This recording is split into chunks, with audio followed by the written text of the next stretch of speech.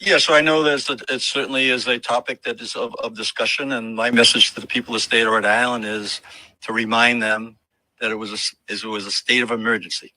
That when I came in, and I think we have to keep on reminding people who are reporting on this that we had the lowest vaccination rate, we had the highest death rates, the highest infection rates.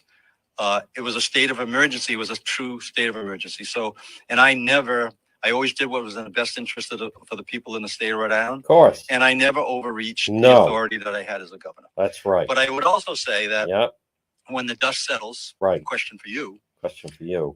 When the dust settles, right, and you come up empty, when we come up empty, who's going to have the courage to write that story? When we come up empty, yeah, but it's the FBI that's. I'll repeat. Oh, when you come up empty, he's going to repeat. Who's going to have the courage to write the story? I don't know. That's a very good question. Who's going to have the did he say courage? The courage to write that story? Yeah, so I know it certainly is a topic that is of discussion, and my message to the people of the state of Rhode Island is to remind them that it was a state of emergency. State of emergency. That when I came in, and I think we have to keep on reminding people who are reporting on this that we had the lowest vaccination rate, we had the highest death rates, the highest infection rates. It was a state of emergency. It was a true state of emergency. That's a good point. And I never, Nope. I always did what was in the best interest for the people in the state of Rhode Island. Allegedly. And I never overreached the authority that I had as a governor. Yes. But I would also say that when the dust settles, right. Question for you. Question for us. When the dust settles. Yep. And you come up empty. Right. Well, wouldn't Who's be the the have FBI? The courage to write that story? All right. I don't know what to make of that. He somehow seems to. He likes to repeat it. I'll repeat. Now he's going to repeat. Hi there, Kenneth. Who's going to have the courage to write that story? Oh, my goodness. I don't know. We're going to have to wait and see who's going to have the courage to write that story. Folks, good evening on this Monday. It is Juan. I know it's nice out, but it is Juan after dark. Tomorrow night. Hi there, Kathy. Yes, that's exactly right, Kathy. Hi there, Kevin.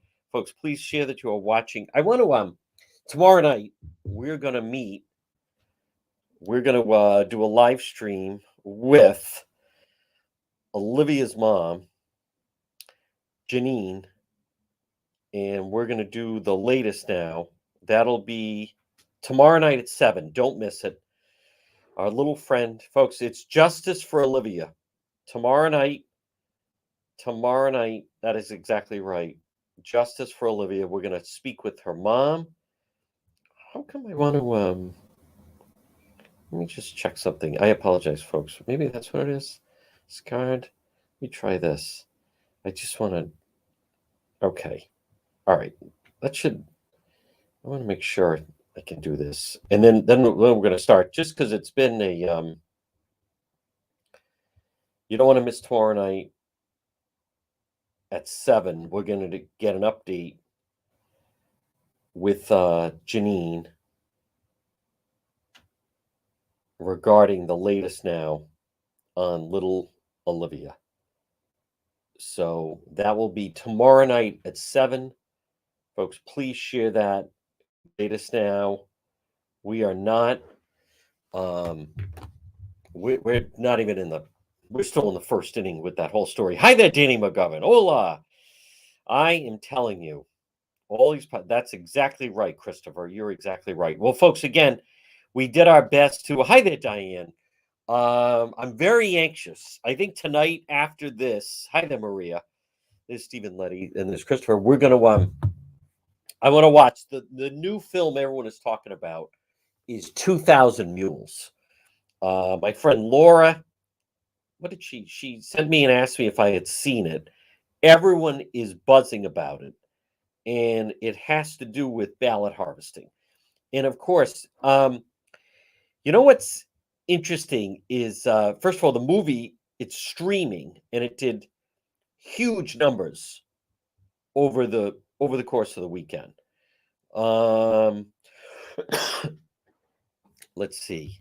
The person who made the film was saying Newsmax wouldn't have him on. Newsmax covered 2,000 Mules airing its trailer dozens of times. President Trump's comment on it. 2,000 Mules on our daily podcast. But this film, 2,000 Mules, which is about the amount of ballot harvesting that took place in the 2020 election. And it's just really remarkable how this film is doing. You can stream it. So otherwise, I would love to rent a theater and we would show it for everyone. So I am in touch with the filmmaker, and I'd like to at least talk to him about it. But it is really rocketing right now. 2,000 Mules, it shows and talks about the film, the amount of ballot harvesting that went on. 2,000 Mules exposes the truth, pulls the ripcord, lets America see the criminal cartel that's been going on. Let me just play. I think I have I think there's the trailer for it. I think it is.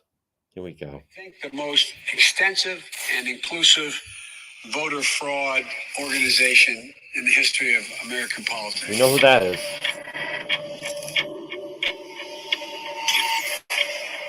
Let me say it again. The 2020 election was the most secure Election in American history.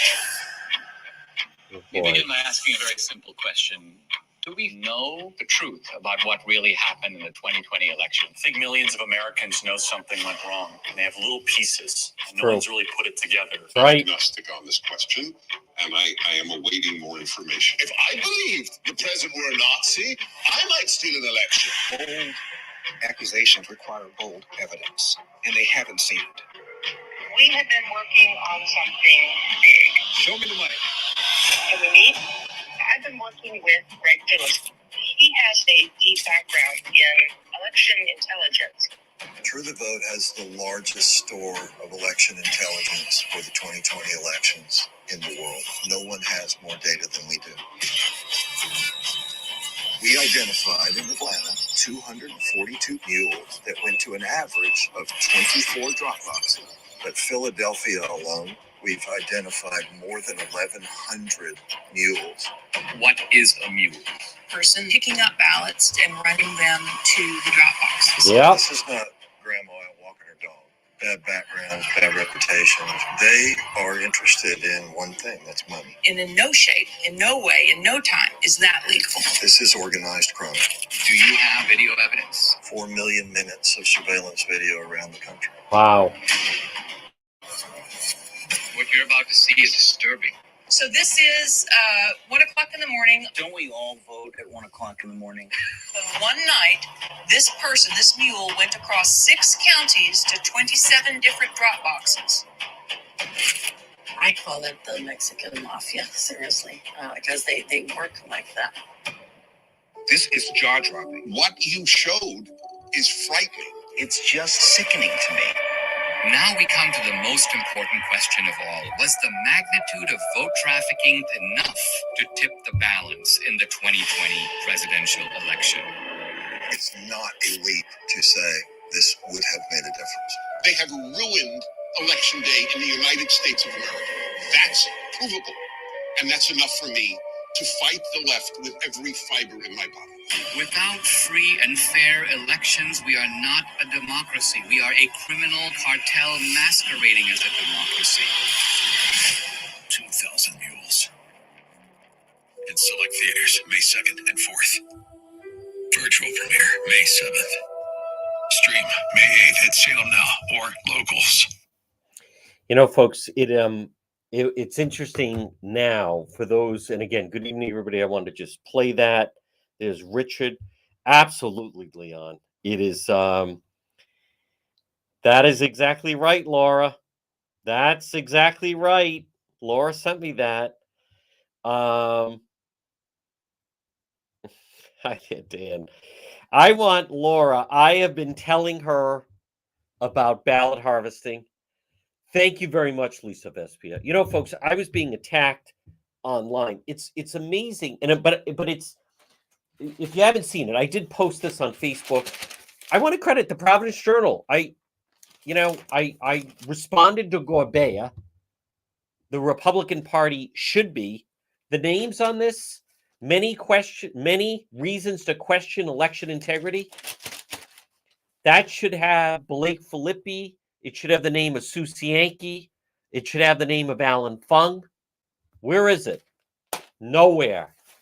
You know, how they're now operating, though, is, and that's Senator Dawn Hoyer of Newport. See, she doesn't like that I illustrated.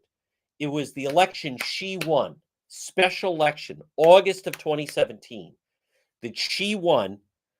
And I illustrated, I've talked about it. I put it in the op-ed that the Journal printed. They paid one person $17 a vote. She collected 230 ballots. This ballot harvesting has to go away, but they're so defensive about it. And they want to talk about everything else. But I'll tell you a danger that I've discovered that's not good for us. And I haven't even shown this, but that's right, with Gorbea. Something that they do. Hi there, Danny Mullen. Hi there, Melissa. Good evening. What they do is anyone that mentions anything to do about voting, they immediately say it's dangerous. It's the big lie. You know, they try to inject like it's Trump. This has nothing to do. This has nothing to do with Trump, except the fact that what I was referring to in August of 2017 was Steve Bannon. They were trying to clean voter rolls. In Gorbea, they never addressed the voter rolls. There's this huge fathead jerk, Steve Erickson.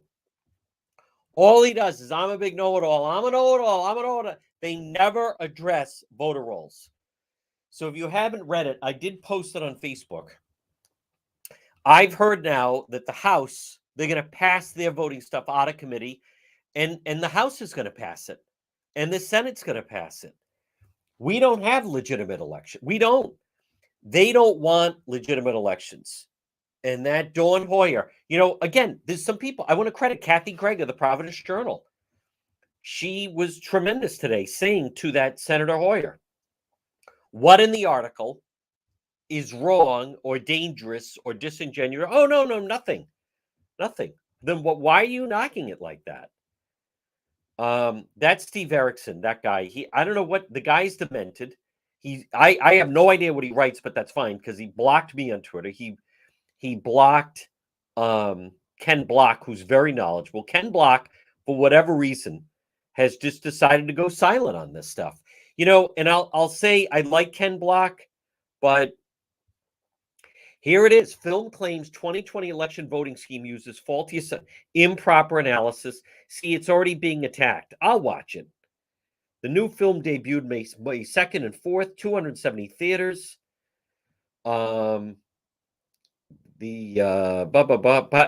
We can just take it right here to Rhode Island. So it is being attacked. And I'll have to go through exactly why they're attacking it. But I want to be very clear, folks. As many of you know, and I've told Laura this, I am not on board with what Giuliani was saying. I'm not on board with what what's her name? The Sidney Powell was saying. I was not on board with the Linwood stuff. I don't believe that stuff. I don't believe the people that say there are machines that were then clicking over Trump ballot clicks. I don't believe that. I laid out in my piece in the Journal how they do it. But here's something that they don't want to answer. What they don't want to answer is this was in August of 2017 in a special election a state Senate seat in Newport, how one person delivered 230 votes. They don't want to talk about it. They talk about everything other than that. Oh no, I'm not going to perpetrate the big lie. I'm not going to perpetuate the big lie. Blah, blah, blah, the big lie.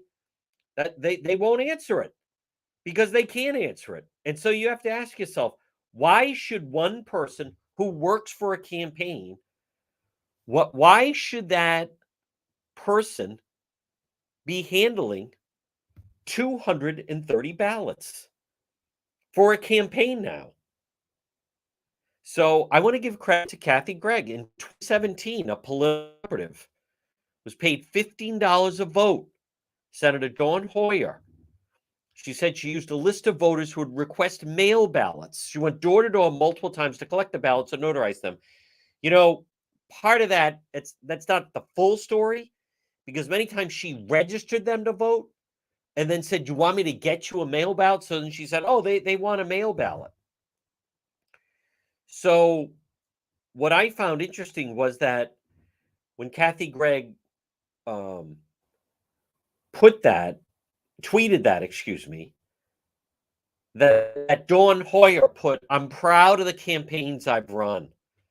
Seeing the challenges people had casting the vote, it was the reason I wanted to sponsor legislation to help voting more accessible." Here we go. "The drumbeat of disinformation from those wishing to overturn elections is dangerous and disingenuous." So I responded, no one's trying to overturn an election. Why is it dangerous if someone mentions an election? Why is that dangerous? Rebecca Kislick, "That's amazing organizing. Removing the witness notary helps voters act conveniently independently. I'm looking forward to voting." Of course they are.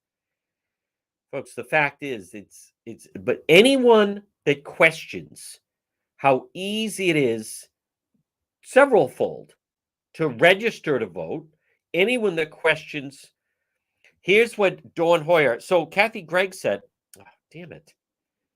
Kathy Gregg said, "Was there anything in the story about the paid campaign worker?" I'll put this on Facebook. "Collecting the 200 plus mail ballots, too, that was dangerous, disingenuous, incorrect? Was there something in there? Oh, no, everything was accurate. Everything was accurate. Nope. Including the report that there's nothing wrong or illegal, they like to say. Oh, no, there's nothing wrong or illegal here. Should be illegal. She even reported the false claim assertions that seem to parrot the big lie." See, they love to throw that in. The story was in August in 2016. They didn't start saying the big lie till after 2020. That's how pathetic these people are. That's how pathetic these people are. They can't even keep straight. They just mimic talking points. That's all they do. But as I lay out, folks, number one, Gorbet, with every eligible Rhode Islander, yeah, except illegals consider themselves Rhode Islanders. So I don't know about every eligible Rhode Islander. Why don't we have every eligible citizen should vote? They never address that. They don't address, with all the criticism, no one touches on the fact that Gorbea, without a hearing, press release, anything, removed the birth dates. What I wrote and was published in today's Providence Journal, folks, this is the first time that anyone has stepped forward. And you know why I did this? Because I'm sick of waiting for the blanking Republican Party of the state to do something instead of remember, above all, lose gracefully. They like the most important thing is to lose gracefully and with honor. You know, the most important thing is not to win, but to lose gracefully. Wrong. The only thing that matters is winning. The only thing that matters is getting them to sign on the line that is dotted. They don't mention the third party. They don't mention most states. 2016, Nick Mattiello on election night. Oh, looks like you lost. No, I won. I won by 500 mail ballots. How does he know it was in the mail ballots? What happened to the secrecy of the ballot? Huh. And then my favorite. Oh, there's a heavy penalty if you register to vote and you're not a citizen of Rhode Island, I wouldn't want to be you. Oh, wouldn't want to be you. Nope. Wouldn't. Oh, that's perjury. What? Yeah. In 25 years, as I write in this morning's Providence Journal, not one person has been charged. Not zero. So just think of this. In 25 years, thank you, Pat Cordelessa. That's right. Hi there, Heather. Why are we allowing people to sign with an X? You know, and I know some people try to be helpful because, but on social media, the humor doesn't help. You know, because our expectations are exceptionally low. You're wrong. Why do you think they'd allow people to use an X as a signature? If you go into a bank, you can't sign an X with a signature. They do that because it's a way to, how do you check?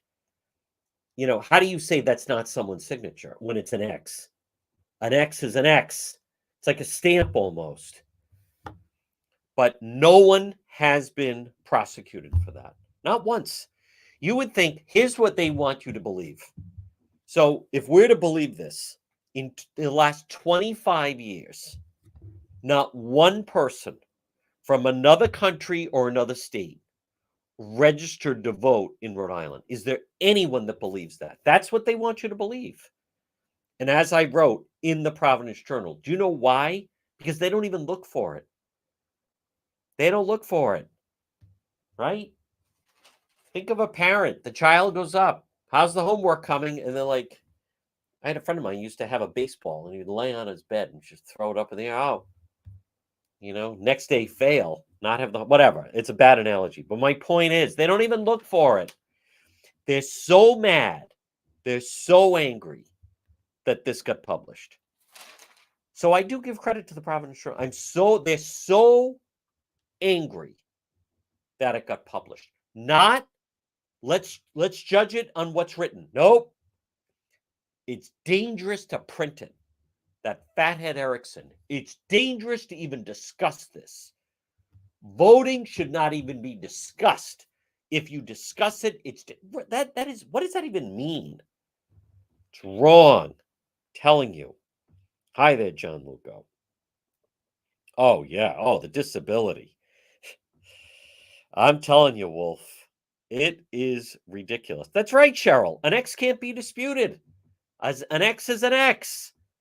That's why they use it. That's why they have it sent that way. 100%. Ridiculous. Folks, and I want to be very clear. The light was turned on. Like, that's when I really realized, like, wow, I get it. This isn't dead people. They don't go near the polls. No, it's all done ahead of time. Like, why take the chance? It's think of people that operate cash in advance. It's like that, but it's vote in advance. Why do you do cash in advance? Because you don't want to get burned. You don't want to get burned.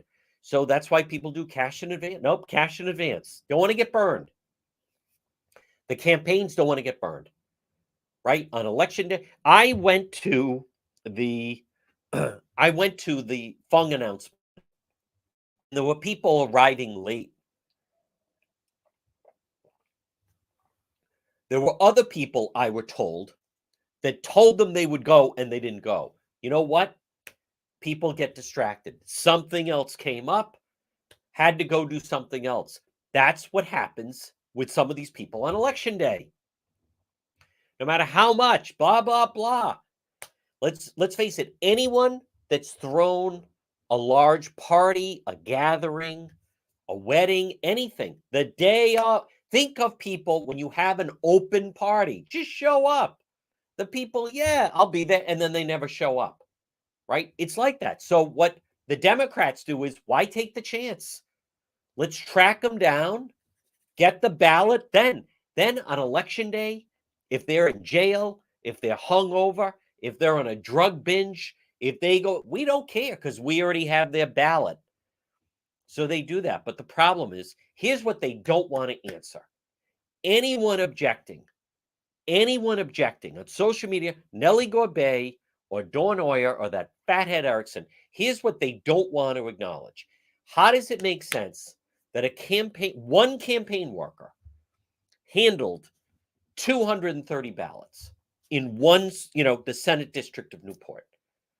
One person delivered, they paid her $17 per vote. One person, boom, there it is, 230 votes. And no surprise that Dawn Hoyer, she's the one that just got her legislation passed in the state Senate. Now they want to have anybody can fill out a mail ballot, and you don't need a notary, and you start voting in August, and anyone can request a mail ballot. Folks, they want to flood it out like coupons. Well, anyone can hit it in. And that 2000 Mules film, what they show are the drop boxes. The drop boxes need to be eliminated. The drop boxes are not for voters, as I've been telling you. They're for the campaigns. In that movie, I just played the trailer. One guy, they're stuffing hundreds in. Then they drive to another one, another 500 in. So if you have one person that did 230 votes, why couldn't you have that person, that worker, and she notarized them herself? She became a notary.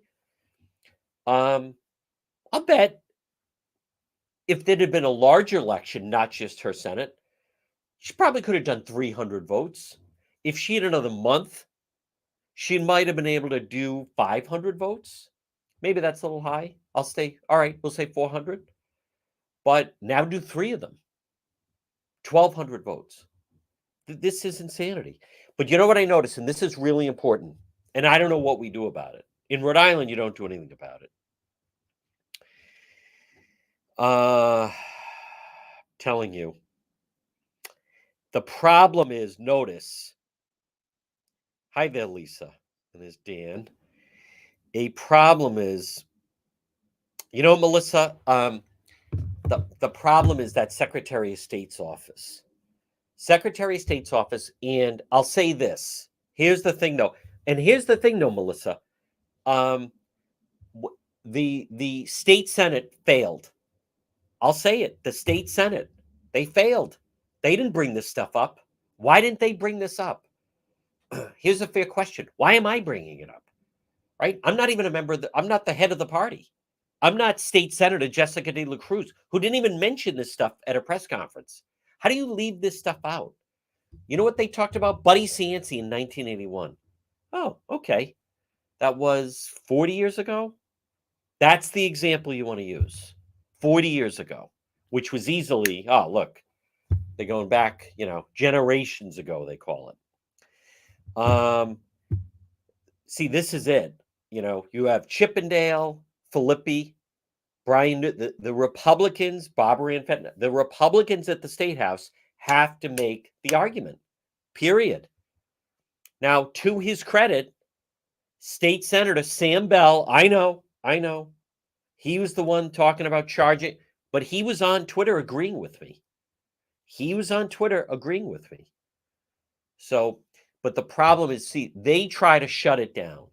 And a big problem we have that I don't know how to solve is where the Democrats, Gorbea, where they have really succeeded, is anyone that mentions this stuff, they start to say, oh, Trump, oh, big lie. So therefore, investigative journalist Jim Hummel, does he look into this? No. Anyone from the Journal, Kathy Gregg, she wrote about it. She was talking about it. All right, I'll put her. Nobody else will touch it.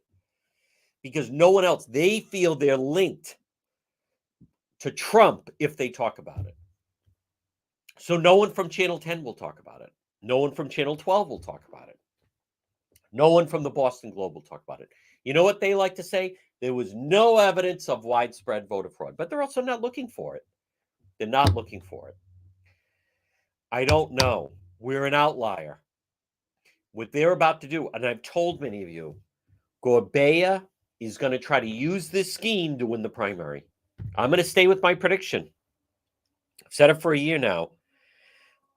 Gorbea, that's right, Dan. Gorbea, he's, I don't know what he's doing, actually. But anyhow, tomorrow night, justice for Olivia. Now, folks, if there's breaking news, we are prepared to go out tomorrow night. If not, we'll be back on the radio at 11. Something has to be done. Now, one more thing. I'm told that someone in the Republican, I've heard this stuff before, someone in the Republican Party, you know what? I'm not even going to repeat it. It's not even worth it, because when I brought this stuff up before, the Republican Party here in our state, we know, we're on top of it. Oh, we're getting to the bottom of it. They do nothing. They don't. I can't worry about it. I can't. If I sit and wait for them, if I write it for them, they won't fucking mail it. It's insanity to me. Never met a group that think they're so blanking plugged in. They're not plugged in. They're not plugged in. They don't even know. If they knew, they wouldn't talk about Buddy Cianci. One more last thing. They're like, oh, how come everyone else not on TV? Ashley Kalis is up on TV with her fighter commercial, even though she sat on that forum thing last week and you couldn't even tell if she was a Republican or a Democrat. Oh, I'll have to study that. Oh, I'm going to pass on that question. Oh, I don't know enough about it. Just say the opposite of whatever frig they're saying. Folks, the reason they're not up on TV is because they're not spending their money on TV. They're spending their money paying per vote. Nellie is saving her money to pay people $15 a vote. Ready? 1, 2, 3, go. If you hand in 5,000 votes, boom, $15 a vote. That's good cash. That's good cash. The game isn't on TV anymore. The game, unfortunately for us, has become all a ground game. All right, tomorrow night, you don't want to miss it. We're going to be with our friend Janine, Justice for Olivia. We'll give you an update. And then obviously we're back on the radio tomorrow at 11. I will watch part of, anyhow, 2,000 Mules. Folks, this has been the Monday night edition, it is, of Juan After Dark.